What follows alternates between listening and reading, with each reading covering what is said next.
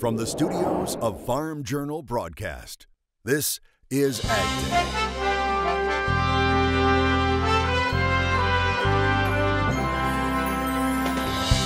The Ag Secretary takes a public stand for farmers hurt by trade tensions. Markets dive on Monday. When they're tanking like that, I don't even care to look at them. It makes me upset.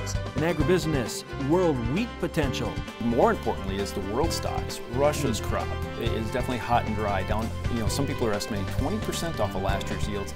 Milk production continues to climb, and keeping your cool isn't always about the weather. AgDay, presented by the Chevy Silverado. High-strength steel for high-strength dependability. Good morning, I'm Clinton Griffiths. Ag Secretary Sonny Perdue says the administration will make good on their promise to stand with farmers amid trade tensions and retaliatory tariffs targeting the U.S. ag sector. Now, writing an op-ed in USA Today Monday, Secretary Perdue hoping to ease farmer concerns regarding China's response to the administration's hard line on intellectual property theft and tariffs. Perdue starting with the case involving Chinese nationals digging up GM seeds in cornfields across the Midwest a few years ago. He says, quote, China, which wrongly believes it can bully our farmers to get America to back away from defending our national interests, adding that the president has instructed him to craft a strategy to support our farmers in the face of retaliatory tariffs. Now, we have not unveiled our strategy, he says, as it is not good practice to open our playbook while the opposing team is watching, ending by saying to farmers, they have stood with President Trump and his policies, and we will make good on our promise to stand with them as well. If China does not soon mend its ways, we will quickly begin fulfilling our promise to support producers who have become casualties of these disputes. Whatever they would possibly announce probably wouldn't be enough. And how many crops and how many of the livestock sector will they have to do? I will tell you this, they do not want to implement it. They hope that these very hairy trade issues will be resolved in time so they don't have to do what they really don't want to do. The administration says USDA has been meeting on the topic almost daily. According to Wiesmeyer, there are really two primary options for a stopgap payment. One is using the Commodity Credit Corporation. The other falls under Section 32 funds, a permanent appropriation in USDA's budget, which gives the Ag Secretary broad discretion to spend the money, usually on agricultural commodities. Secretary Perdue says ending intellectual property theft, not retaliation, is the right response from China. The administration now considering restrictions on Chinese investments in the U.S. The Treasury Department working on sanctions that could block firms with at least 25% Chinese ownership from buying companies involved in, quote, industrially significant technology. Betsy Gibbon joins us now with more. The investment sanctions focusing on Beijing's Made in China 2025 sectors, including aerospace, robotics, and new energy vehicles and others. A decision which could make its way into U.S. agricultural sectors where companies like Syngenta and Smithfield have recently been purchased by Chinese investors. Meanwhile, China is accusing the U.S. of using bullying tactics and blackmail and threatening to impose tariffs on hundreds of billions of U.S. dollars of Chinese imports. According to a Commerce Ministry spokesman, the U.S. is damaging global trade and its methods would harm U.S. business interests as well as those trading partners. Experts say it may be time China rethink its business strategy. My recommendation to China would be, today your institutions are a lot stronger. You don't need to have this regulation requiring foreign companies to form a joint venture. Remove it. If you did, they can't complain anymore that they're being forced to give up technology in order to get market access. If they want a Chinese partner, they're doing it because they think it would actually be helpful. Trump has ordered 25% tariffs on $50 billion U.S. dollars in Chinese goods in response to Beijing's forced transfer of U.S. technology and alleged intellectual property theft. He's also threatening to impose duties on up to another $400 billion on Chinese products. As for China, the South China Morning Post reporting the government there has no plan to retaliate against U.S. companies operating in China. They say it runs counter to Beijing's goal of attracting foreign investment. All right, thanks, Betsy. The Senate working on its version of the Farm Bill this week. Senators starting debate and rolling out amendments ahead of a final vote on the floor. The bill leaving committee with strong bipartisan support. Also in Washington, Democratic senators rolling out a bill that extends overtime rights to all agricultural workers. The new overtime protections would require farmers to pay workers time and a half for every hour they work beyond 40 in a week. Ag workers have been excluded from those requirements in the Fair Labor Standards Act due to perishable and seasonal nature of farm goods. Analysts say the bill is unlikely to make it through Congress. The USDA preparing to release its latest acreage report at the end of the week, while planting is all but done across the country. The latest crop progress report showing 5% of the nation's corn crop has started to silk, just ahead of average. 77% of it is rated good to excellent, down a point from last week. Soybeans, almost all of the crop has emerged. 12% of soybeans are blooming. That's double the 5-year average. 73% is rated good to excellent, unchanged from last week. Winter wheat harvest reaching 41%, 8 points ahead of average. Kansas farmers making big progress last week with a nearly 30-point jump in harvest. This week, it's 52% cut. Oklahoma, they had a 20-point gain. Both of those states pushing well ahead of the average pace. Mike Hoffman joining us again this morning for a look at crop comments. Good morning, Mike. Good morning, Clinton. Our crop comment today comes from Hawkinsville, Georgia. Trey Dunaway is putting nitrogen on some of his cotton rows. He says the cotton looks good at the moment. And taking a look at the wind speed forecast, you can see kind of windy from Texas into the parts of the Great Lakes anyway. This morning, as we head into the afternoon, it becomes windy. Some parts of Montana, parts of Wyoming as well as the Central Plains. And then heading into the day tomorrow, not a lot of wind, at least to start the day, but we are going to see that picking up from the eastern Great Lakes into the Tennessee Valley and many parts from the Central Plains through the west. We'll have your forecast coming up, but first here are some hometown temps. Keeping track of the shifting market prices has never been so easy. Get the latest commodity prices sent directly to your cell phone with market updates. Just text MARKETS8 to 31313 to get started. Wheat markets dropping during Monday's trade. We'll talk wheat market dynamics. That's next at the Agribusiness Desk. And a common emotion for many of us is anger, which can cause problems in our personal lives and careers if it's out of control. Find out how the Extension Office is trying to help folks keep their cool. The agribusiness market's trying to digest weather and trade issues on Monday. Let's see where things ended up from the floor of the CME in Chicago. Soybeans fell again. Those trade tensions just are pounding the future. China's prepared to proceed with the tariffs next week.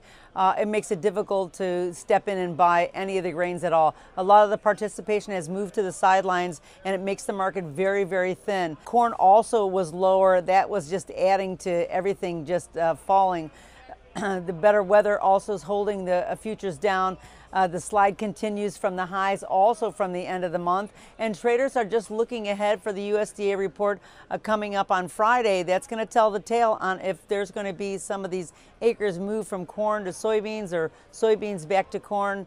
There is a little bit of nervousness about exactly where that's going to be. Wheat really gapped lower today. That bearish sentiment is just triggering a lot of selling. Traders are all but giving up on wheat for a while there. The worries about the quality from the winter wheat is just countered by the spring wheat crop improvements. That's all from the floor at the CME Group here in Chicago. I'm Virginia McGathy. Dwayne Bussey with Bolt Marketing, our guest here at the Agribusiness Desk today. And Dwayne, you spent a lot of your time in the Northern Plains looking at a wheat crop out there. How's the wheat look so far? Patchy, I'd say. There's a lot of good areas, but we got to remember spring wheat is a cool season grass. Right. And we were very hot early on. So there are some light soils that headed out when they were about 6 inches tall. So we're not expecting much there. West of Aberdeen, South Dakota, we've got some real trouble spots. Not widespread, so I'm not saying it's a crop disaster, but it's not perfect out there. Yeah, and I've heard from the winter wheat country that crop obviously not super great through the heart of the wheat belt. Right. You know, no, our wheat stocks are going to go down in the U.S. for the first time in a long time. And I think more importantly is the world stocks. Russia's crop is definitely hot and dry. Down, some people are estimating 20% off of last year's yields. That sounds very bullish, but we've got to remember they've raised a couple of record crops there. So to come off their record isn't a shock. What'll probably happen is we could get a bit of a weather scare, a weather push in the wheat market, spike our prices higher, but we should probably take advantage of that and sell because global supplies are still there. We're going to see a spike higher, price ourselves right out of the market, I'm afraid, and then go back down. Yeah, so how do we start to move this market to kind of another plateau? I mean, are we just producing globally just too much wheat? Is there any discouragement for those folks in other parts of the world to say, you know, we're kind of done with wheat? No, not really. Other than the fact, hopefully they're about like us. It's not a huge money maker, so wheat acres have been decreasing all the time. So that's probably what happens eventually. And actually, Mother Nature has a very nifty way of equalizing everything. Just when we think we're going to have plenty of wheat, maybe this weather story in Russia gets a bigger deal, or we're going to get pretty hot and dry in Europe coming up. Maybe there's a bigger story than I think. Then all of a sudden we don't have a huge wheat supply. So you never know. Yeah, it's something to watch. Real quick, would you be doing anything with a wheat plan right now, marketing? No, I would sit on my hands here. We've had a big pullback. Let's wait and see for the next weather scare. Okay, we'll keep an eye on it. Thanks, Dwayne. We'll be back with more AgDay in just a minute. For marketing advice, call Bolt Marketing, a futures and options brokerage firm.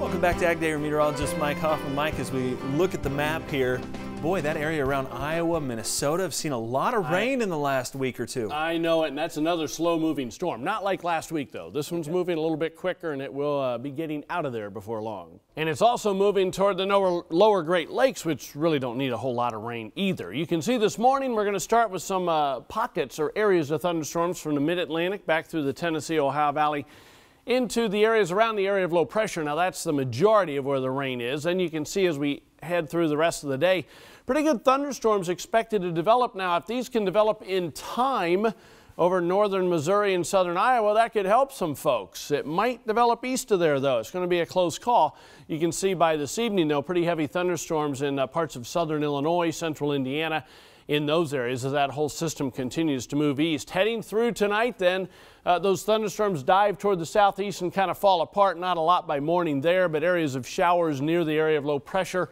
over the central portions of the Great Lakes, middle portions of Michigan, on down into the portions of the mid-Atlantic. And a couple of thunderstorms showing up on our model along that next cold front. Heading through the afternoon, then we get more storms bubbling up as they typically do in the heat of the day and the high humidity of the southeast. Those will be hit and miss, of course. More significant thunderstorms farther north, and just a few hit and miss activity, areas of showers and thunder showers across that secondary cold front. So, past 24 hours, precipitation estimate from Nebraska, western Iowa, all the way down into North Carolina, parts of the Tennessee and Ohio valleys. And then we add in the next 36 hours, we're going to have some pockets once again, and a lot of this area doesn't necessarily need the rain, looking at 2 to 3 inches. Now, like I said, if we can get a little bit of that into those real dry areas, northern and central Missouri, I think some of those areas get it, just not, maybe not everybody, and that's the unfortunate thing. High temperatures this afternoon, very hot from Oklahoma, Texas, back into the desert southwest. More comfortable, northern Great Lakes, or northern plains, I should say, into the northeast. Lows tonight, 50s and 60s in those same areas, but muggy from the Ohio River southward. And tomorrow, the heat even builds a little bit farther into the central Mississippi Valley, western Great Lakes as we head through the afternoon. Take a look at the jet stream. You can see that cutoff low kind of moving eastwards quicker than last week's, thank goodness. And a big ridge comes in from the Mississippi Valley eastward. That starts to get eaten away, though, by next weekend. In the early parts of the next week as another trough digs into the western plains. That's a look across the country. Now let's take a look at some local forecasts.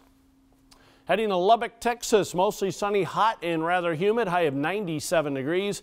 Peoria, Illinois, showers likely. A thunderstorm is pretty likely in many areas as well, high of 82. And Alma, Georgia, partly sunny and hot, maybe a storm, high 94. Just ahead, making more room for another plant-based dairy-like product. And it may look like an arts and crafts class, but there's an important message behind the glue and sparkles. Plan for the unexpected with weather forecast updates. Local forecasts are delivered right to your cell phone each morning, making planning a little bit easier. Just text Weather 6 to 31313 to get started.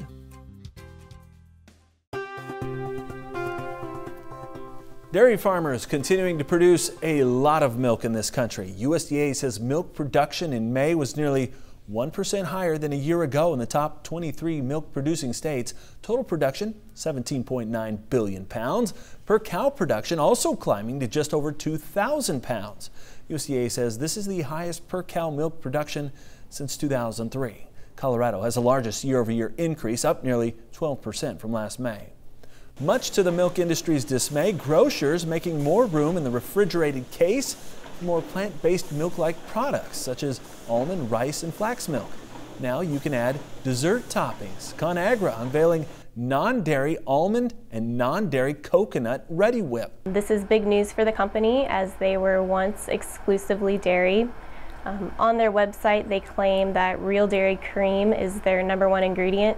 However, this no longer seems to be the case, as the company contributes to the growing list of plant-based dairy alternative products. Taylor says Ben & Jerry's ice cream has also stepped foot into the dairy alternative products arena, releasing 9 non-dairy ice cream flavors in 2017.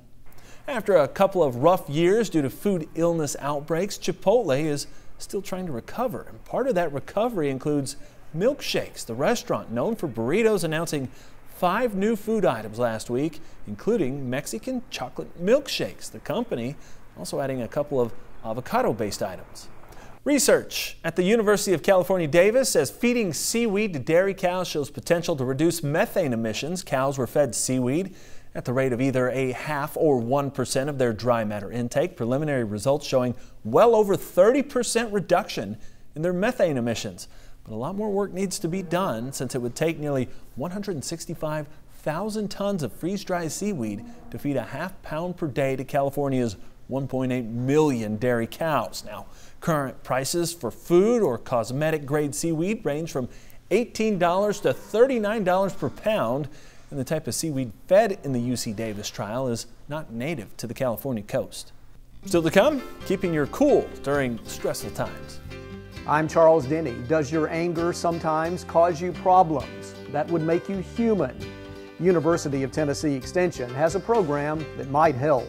Anger management next on AgDay. In the country, sponsored by Kubota's BV 4580 round baler.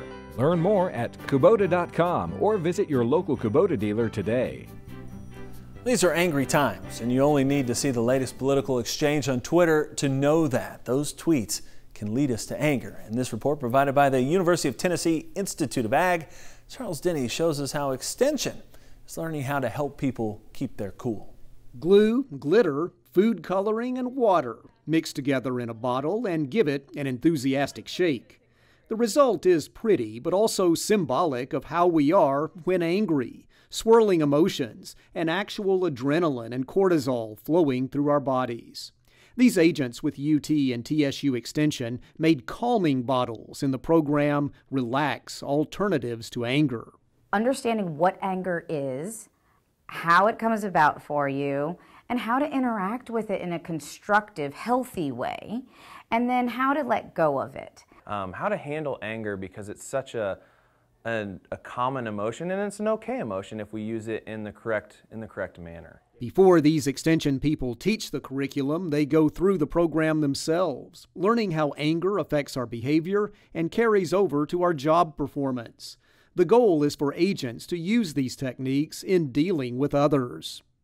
You know, it's so easy to bring our personal lives into our professional lives and vice versa. And so I think if we can really master these skills on a personal level, then we can carry that into our professional level and in our world and better communicate with our colleagues. Political divisiveness, ugly social media, road rage, violence, we live in angry times. And perhaps our anger is a byproduct of our stress levels. That's where the relax portion of this exercise comes in, with talk here about problem solving, mindfulness, and forgiveness. If we let anger overtake us, it can impact our health, emotional, mental, and physical. Sarah Ransom, an agent from Johnson County, knows firsthand how stress and anger can lead to other problems. Personally, I deal with headaches all the time. And some of these things are things that you hear the neurologists talk about and the doctors talk about. These are important coping skills to help decrease that mental anxiety that we put ourselves through as humans. No handy helium, but at day's end, the agents fill balloons with air and some of their anger and release it. That's the last lesson here, letting go.